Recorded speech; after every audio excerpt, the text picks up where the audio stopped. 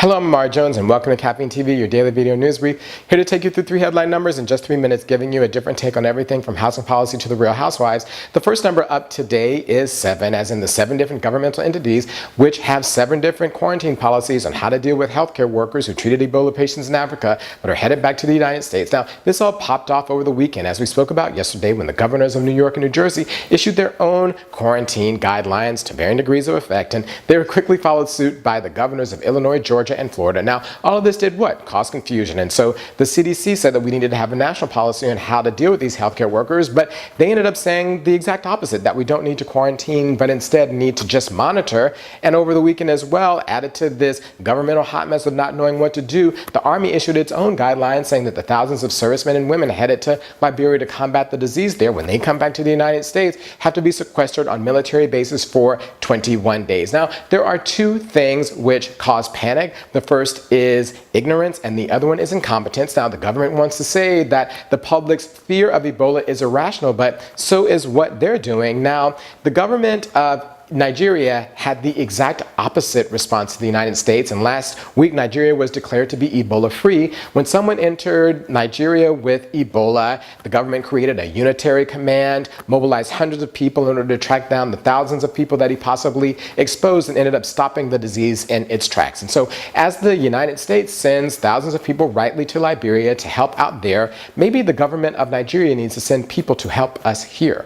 The next number up today is 50,000. That is the number, according to an investigative report today in the New York Times, of Americans who had their mail tracked and then the results of that sent to various national security agencies and local police who had requested it. Now, the Times also revealed that every single piece of mail that goes to every single person in this country is photographed in order to make this tracking process easier. I mean, basically what we have here are Edward Snowden revelations for the United States Postal Service. Now, what's interesting is that when you end up collecting all of this information, you actually end up collecting nothing. It's like adding much more hay on top of that needle in a haystack. And when you spend so much and so many resources on doing one thing, you don't prepare for other things like Ebola or climate change. And it just goes to show you that there's such a misalignment between what the threats are and where the resources are that I don't really know how we're all going to straighten it out. I mean, it's Halloween this week. Maybe we need to call Ghostbusters or Liv Pope or somebody.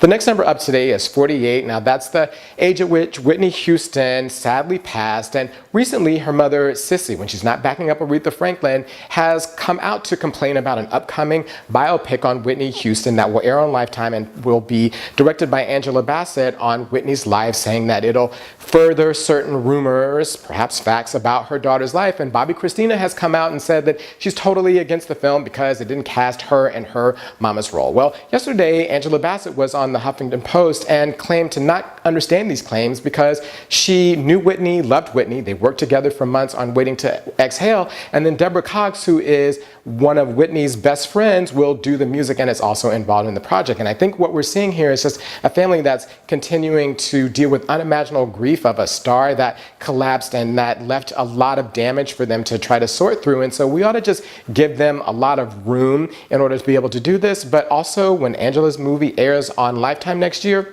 we all ought to watch it.